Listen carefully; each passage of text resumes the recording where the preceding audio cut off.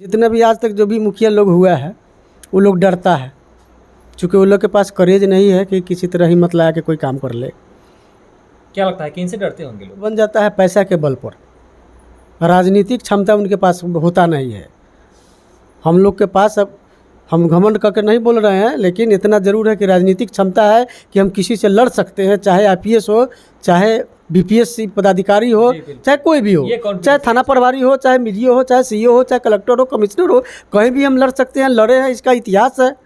हम लड़ते हैं लोगों के लिए, हम डरते नहीं हैं। और हम भी गरीब का बेटा है, हम दलित पिछड़ा अकलियत समाज से आते हैं, हमको इसका दुख का अनुभव है। लोग चुनाव पैसा के बल पर जीत जाते हैं, लेकिन मुख्य रूप से समाज को क्या चाहिए इस पर लोग काम नहीं किया आज तक ले न करता है। क्योंकि पैसा के बल पर चाहता, आज भी लोग कहता है कि संजय सैनी के पास क्या है, पैसा नहीं है जी, पैसा नहीं है। पैसा चुनाव कैसे जीत पाएगा? पैसा से सब कुछ नहीं होता है।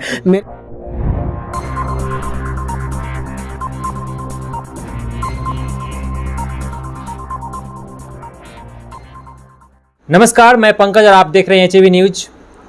दोस्तों, आप सबको पता है कि बिहार में पंचायती चुनाव की आगाज हो चुकी है और अभी सरकार का अनाउंसमेंट हुआ है कि शायद 1 महीना या 2 महीना डिले हुआ है पंचायत का, लेकिन चुनाव तो होनी ही है। जैसे जिस तरह से विधानसभा चुनाव हुई है बिहार में, उसी तरह से बिहार में अब पंचायत चुनाव भी होनी है, जिसमें मुखिया पद के लिए, जिला परिषद पद के लिए, समिति पद, वार्ड मेंबर, जो भी पंचायती राज व्यवस्था में जो पद होता है, जो उम्मीदवार होता है, उन सभी उम्मीदवार का आवागमन गांव में लोगों से जन संपर्क तेज हो चुका है।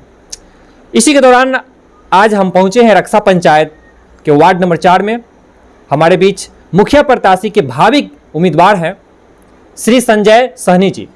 आइए उनसे मिलवाते हैं, उनका क्या एजेंडा है, क्या मुद्दा है जिनको लेकर के चुनावी मैदान में वो आ रहे हैं, और किस तरह से वे सामने वाले प्रतिनिधि को अपनी मुद्दाओं से, अपनी योजनाओं से और अपनी बातों से किस तरह से उन्हें प्रस्तुत करते हैं, ये देखने वाली बात होगी। फिलहाल आपको मिलवाते हैं संजय सहनी जी से। संजय सहनी जी, सबसे पहले आपको हमारे चैनल एचएवी न्यूज में बहुत बहुत स्वागत। धन्यवाद जी।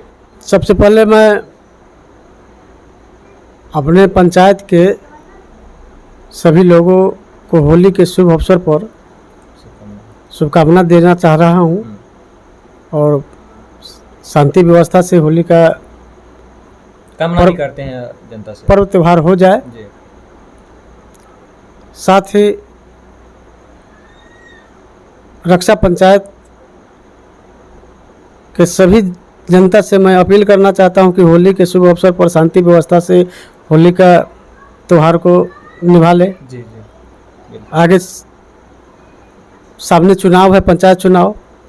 मैं लगातार इस पंचायत में जनता के बीच, जनता के सेवा के लिए कुछ न कुछ काम करते रहा हूं। मैं 2006 में पंचायत चुनाव लड़ा।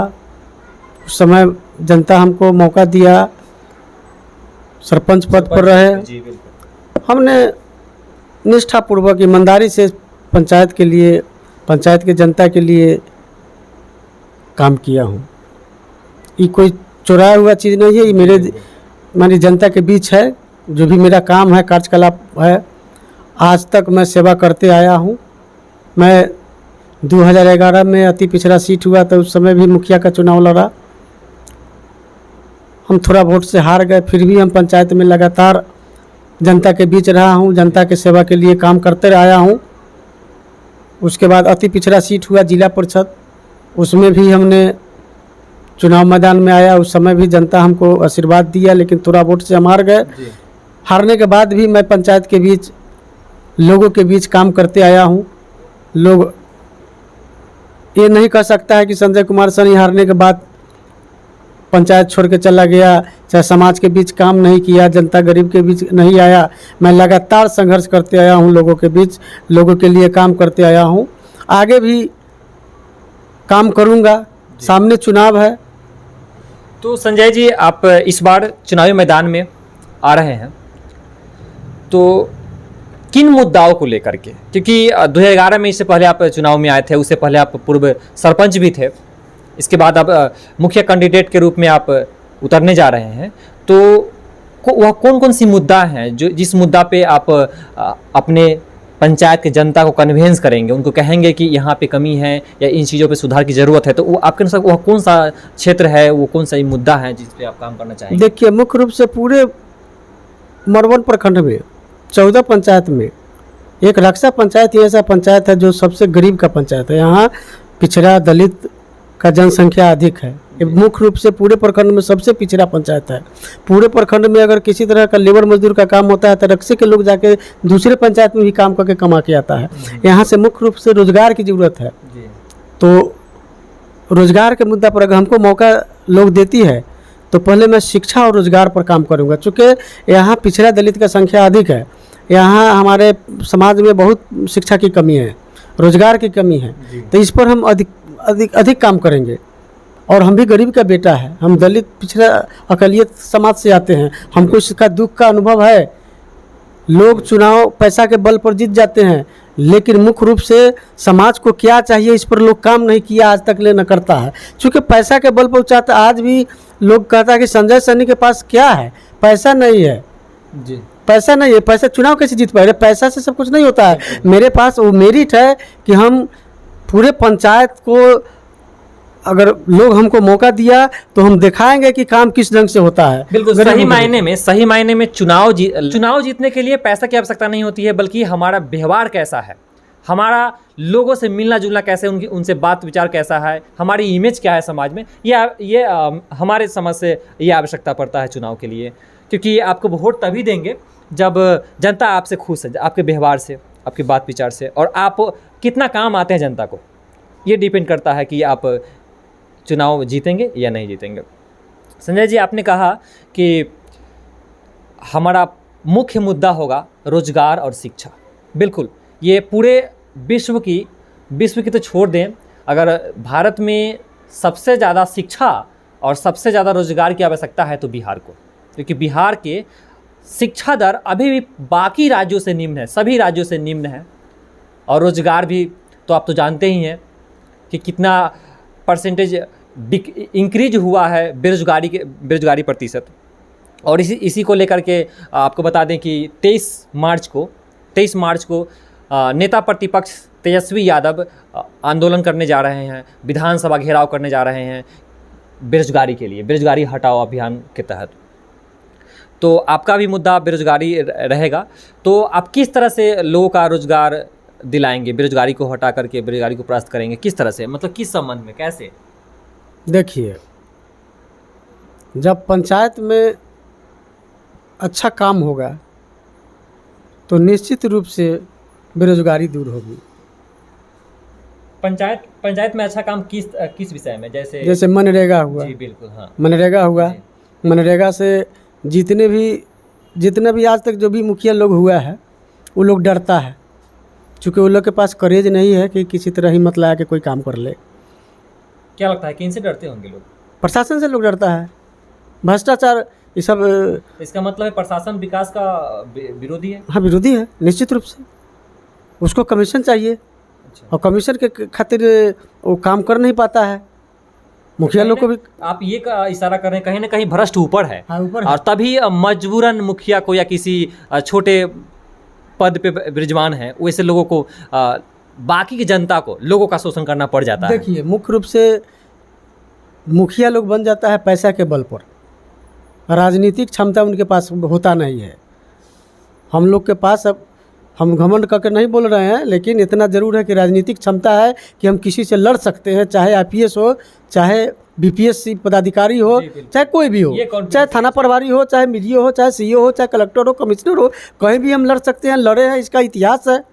हम लड़ते हैं लोगों के लिए, हम डरते नहीं हैं। जब हमको मिलेगा अधिकार, लोग अगर हमको मुखिया बनाएगा तो हम दिखाएंगे कि काम कैसे होता है गरीब के प्रति। तो इंदिरा आवास में क्या कहेंगे आप? क्योंकि इंदिरा आवास में जो भी लाभुकों को घर मिला है, पैसा मिला है, उनके द्वारा ये आरोप लगाया जाता है क्योंकि इससे पहले भी हमने आपके वार्ड नंबर 4 में हमने लोगों का व्यू लिया, तो उसमें बताया गया कि पैसा लिया जाता है। तो उस संबंध में क्या कहेंगे इंदिरा आवास? भ्रष्टाचार है, पैसा कहाँ लगने का सवाल है। पैसा तो कहीं लगता है नहीं इंदिरा आवास में।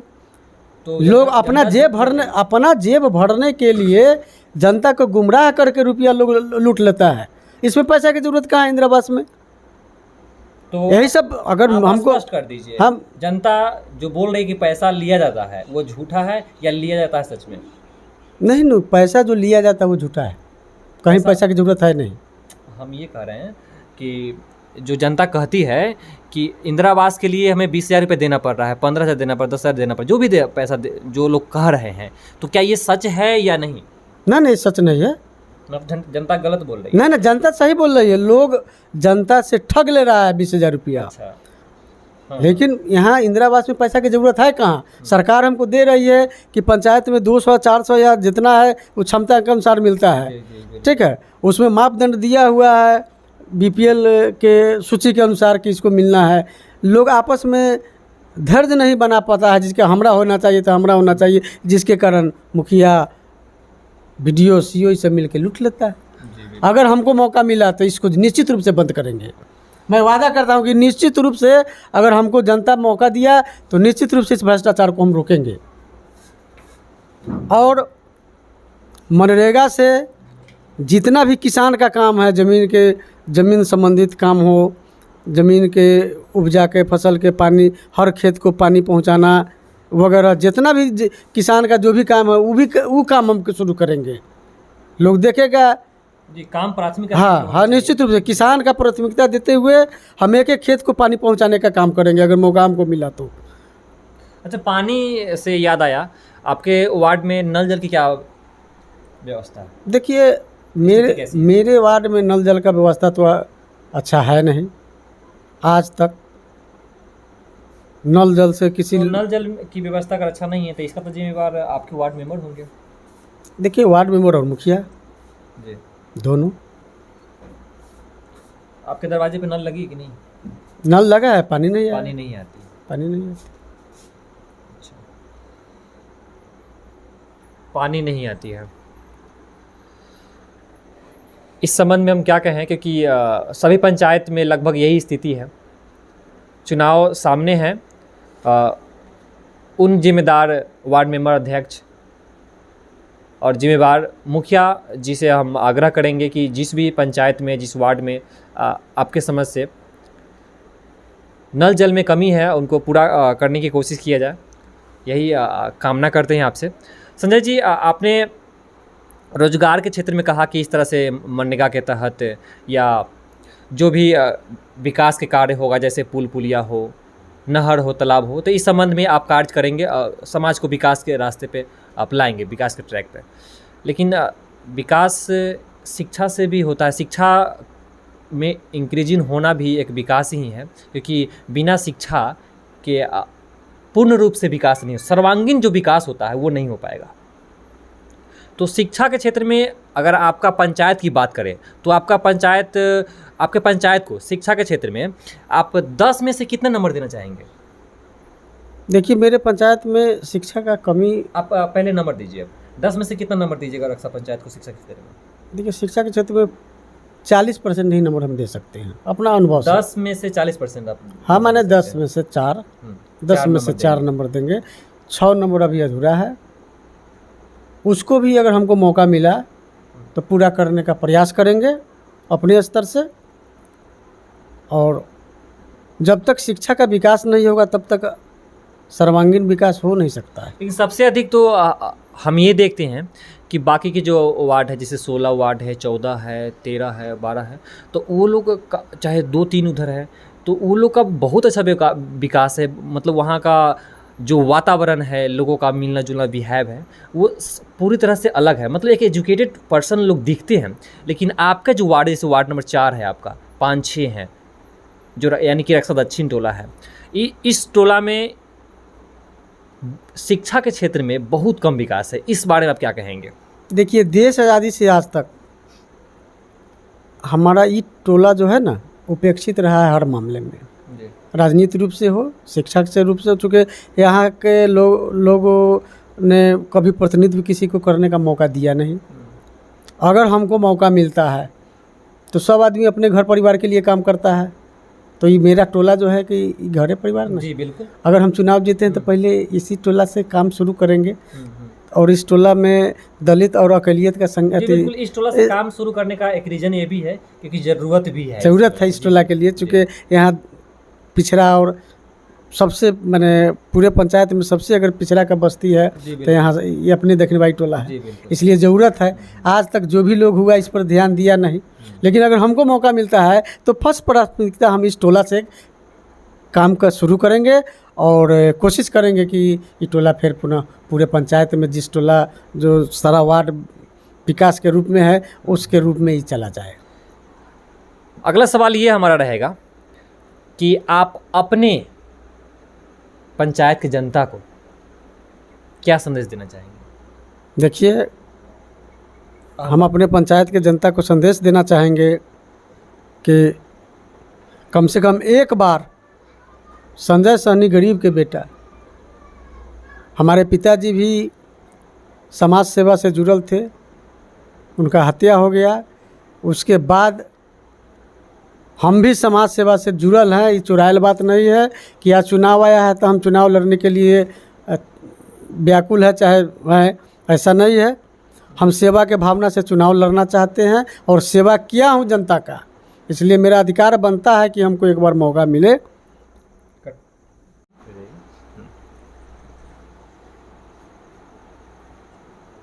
ठीक है, हाँ वही शुरू। मैं पुनः आप लोग के बीच कहना चाहता हूँ कि यदि इस गरीब के बेटा को एक बार अगर आप पंचायत चुनाव में जिता करके मुखिया बनाने का अगर काम करते हैं तो मैं भरोसा दिलाता हूँ कि आज तक देश आज़ादी से आज तक जो भी लोग काम जितना नहीं किया उससे अधिक काम आपके लिए मैं करूँगा। मैं वादा करता हूँ कि जितना भी मुखिया लोग हुआ है वो सभी लोग अपने परिवार के लिए और अपने लिए ज़्यादा काम किया, समाज के लिए बहुत कम किया। मैं वादा करता हूं कि अगर हमको मौका मिला तो मैं अपने लिए बहुत कम, समाज के लिए, पिछड़ा के लिए, दलित के लिए, अकलित हमको देख रहे हैं, हमको दर्द है, हमको दुख है, हमको क्या करना है हमारे दिमाग में बसा हुआ है। अगर मौका मिला तो मैं आप लोग को विश्वास दिलाता हूं, मैं वादा करता हूं कि आपके भरोसा को मैं कभी चकनाचूर नहीं होने दूंगा और आपके भरोसा पर मैं खरा उतरूंगा और पंचायत और आपके लिए मैं काम दिन रात करूंगा। 24 घंटा में 18 घंटा आपके लिए काम करूंगा अगर मौका मिला तो। एक लास्ट सवाल संजय जी आपसे, चाहे लोकसभा के चुनाव हो या विधानसभा के चुनाव हो या वर्तमान में जो आ रही है पंचायती राज के चुनाव हो, किसी भी चुनाव हो या कोई भी क्षेत्र हो, युवाओं का अहम रोल रहा है। युवाओं कहे तो आप गेम चेंजर के रूप में उनको कह सकते हैं, गेम चेंज कर सकते हैं। तो युवा की संख्या भी अधिक है हमारे पंचायत में, हमारे देश में, हमारे राज्य में। तो आप अपने पंचायत के युवा को क्या कहना चाहेंगे, उनसे क्या उम्मीद करते हैं और वो क्या कहना चाहेंगे? देखिए, मैं भी युवा हूँ और एक दुखिया ही दूसरे को दुख समझ सकता है, तो मैं युवा के नाते, युवा होने के नाते हम युवा को दुख को समझ रहे हैं।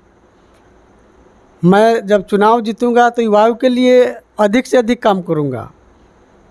युवाओं को चाहिए रोज़गार, शिक्षा। जी जी जी जी बिल्कुल। रोज़गार, शिक्षा के अलावा युवाओं को कुछ चाहिए नहीं, तो उसके लिए मैं काम करूंगा, निश्चित रूप से काम करूंगा। मैं वादा करता हूं कि अगर हम चुनाव मुखिया हुए तो निश्चित रूप से युवा के लिए काम करूंगा और युवा को हम पर उम्मीद रखना चाहिए, चूँकि हम भी युवा हैं और युवा के लिए काम मैं करता भी हूँ। इस पंचायत के युवा लोग समझते हैं कि संजय सहनी को अगर 12 बजे रात में कोई युवा खोज दे तो मैं वहाँ हाजिर रहता हूँ, मैं काम करूँगा। युवा हम पर भरोसा करे, मैं वादा करता हूँ कि युवा के लिए काम करूँगा। जी बिल्कुल। तो आप देख रहे थे संजय सहनी जी, जो रक्सा पंचायत के वार्ड नंबर 4 से बिलोंग करते हैं और इस बार मुखिया उम्मीदवार के रूप में आ रहे हैं चुनावी मैदान में। इसी तरह से पंचायती राज में जो भी मुखिया कैंडिडेट है या जिला परिषद कैंडिडेट है, सभी जिला परिषद या मुखिया प्रत्याशी से आप लोगों को मिलवाने का प्रयास करूंगा। तब तक के लिए आप लोग बने रहें HAB न्यूज़ के साथ। अंत में एक बात कहना चाहूँगा कि आप मुखिया उसे ही चुने जो जनता की है सुने। धन्यवाद।